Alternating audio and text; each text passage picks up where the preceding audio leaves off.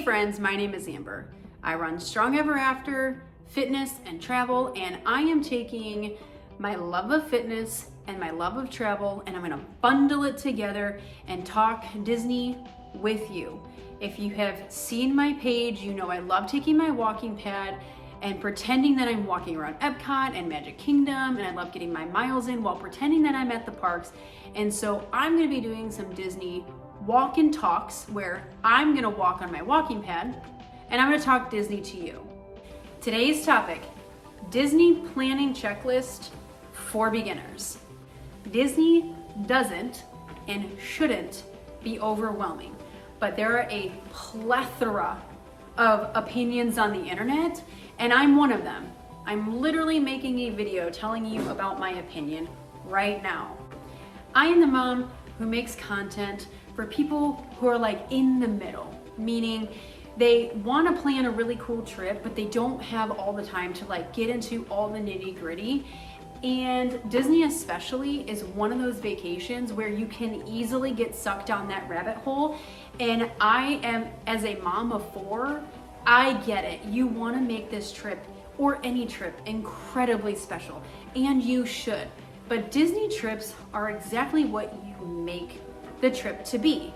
You can plan every single thing to a T if that fits your personality, and you can also go in with a loose plan, so to speak. Do I think you should have every second of your day planned out? No. If you're that type of person, go ahead, that's fine. But friend, let me tell you, you can't go into Disney not planning something. If you want to plan everything to the second or minute of your day, you can do that. If you want to loosely plan your days, you can do that too.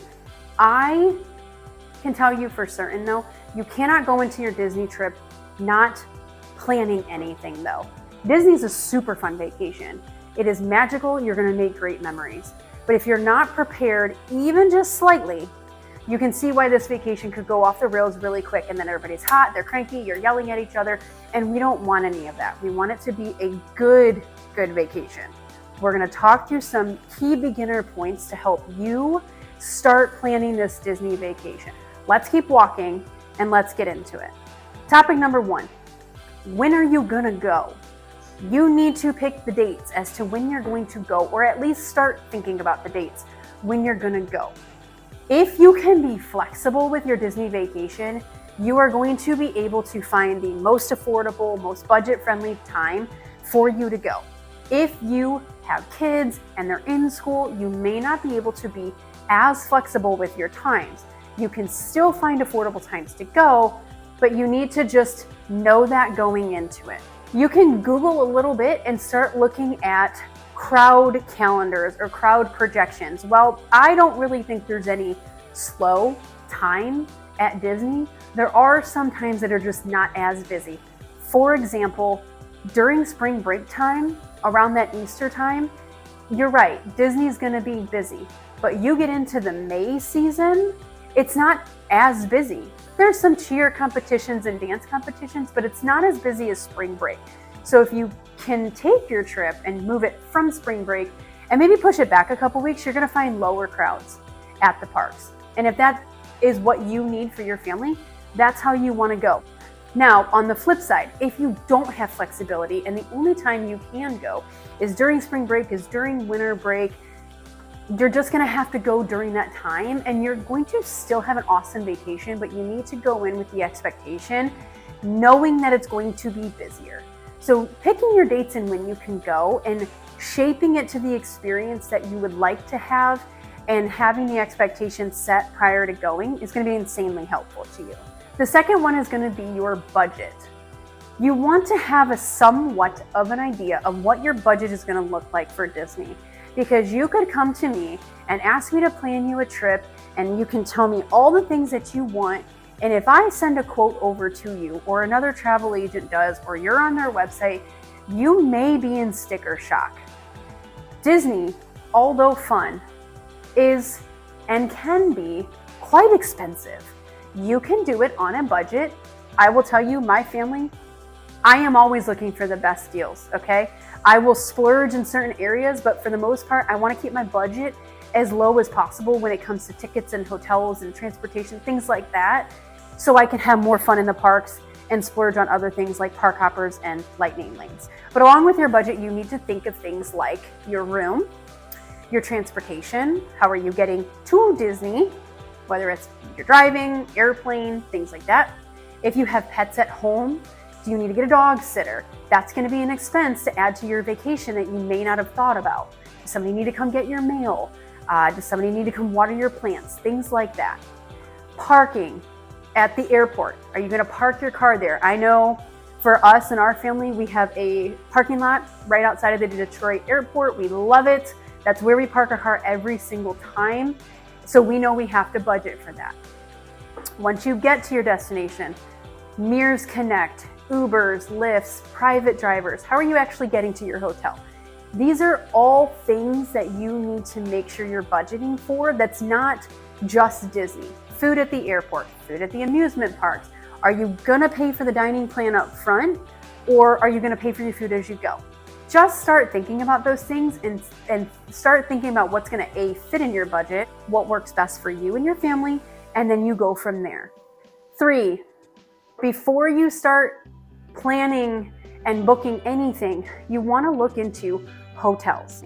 There are value, there are moderate, and there are deluxe, and each one is going to serve a purpose for what you want your vacation to be like.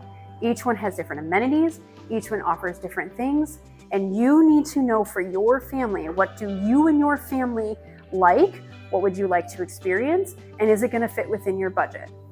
I, for one, will tell you, my family, we have no shame in our game. All-star sports, all-star movies.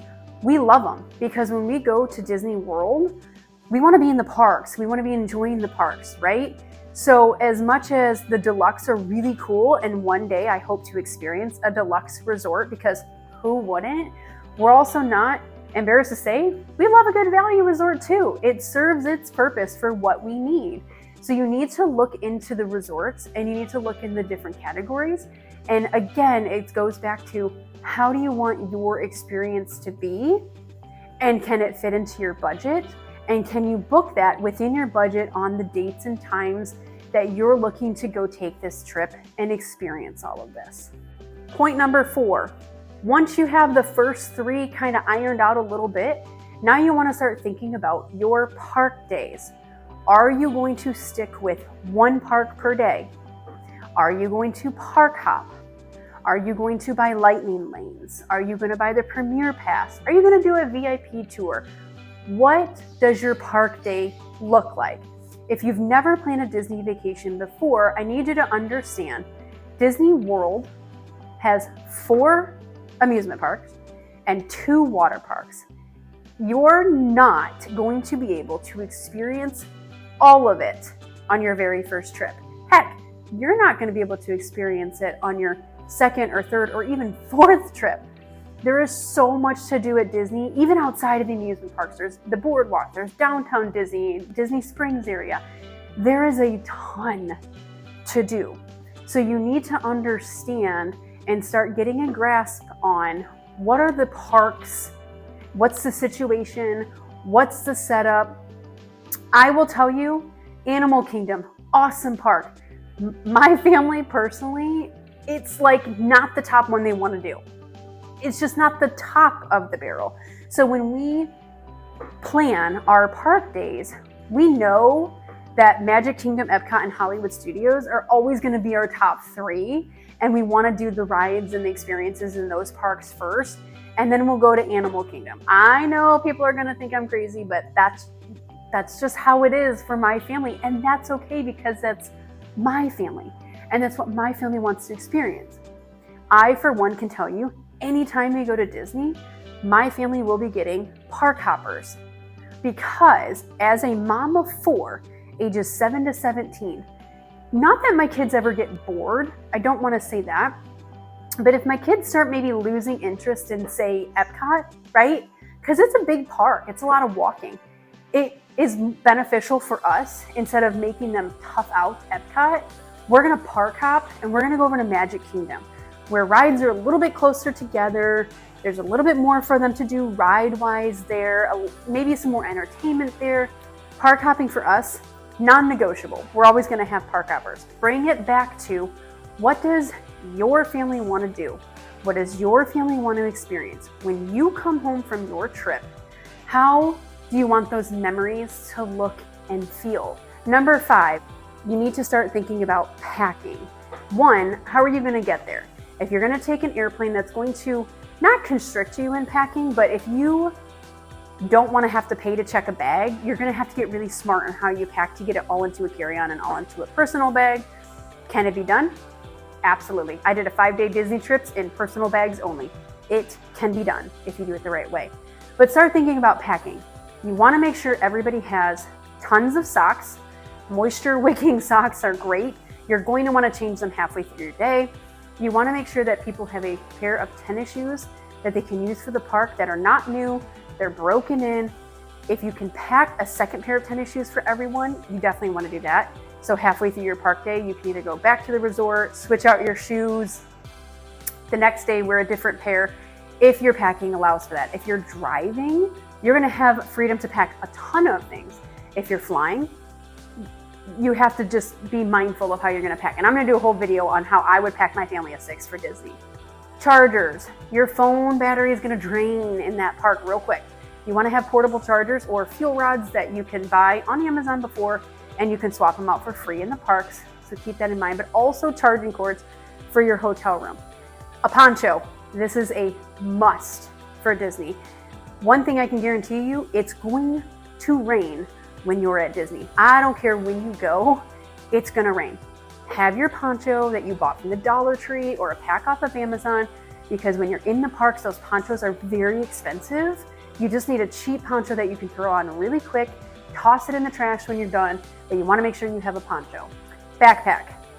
People love a good lounge fly. I love them. They're cute. I think they're so adorable. I don't think it's big enough. Now, my family, we don't take a stroller. My kids are too big for a stroller. Oh, I need to have a backpack that's going to fit what I need in here. I have a waterproof backpack off of Amazon. I'm going to link it in the description of this video. Love it. It is lightweight. It packs really well. It folds into each other, and it is truly waterproof. So your stuff inside is not going to get ruined if you go on a water ride or it rains at Disney. Start thinking ahead. You don't want to wait until last minute. Think about those things. How are you getting there? What do you need to pack? What are some essentials that would be beneficial to your family? Yes, there's gift shops. Yes, they have some things that are going to be more expensive in the gift shop. So if we can plan ahead, it's going to save us time, it's going to save us money, and it's going to save us a headache and stress. But packing is important. We want to make sure we're packing properly for Disney. We don't want to wing it here. The last point I'm going to talk about in this video is enjoy it. Okay? Enjoy it.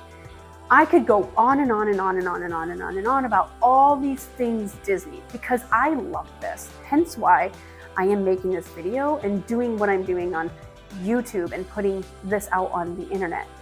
But you need to enjoy it. Everybody's got an opinion on this.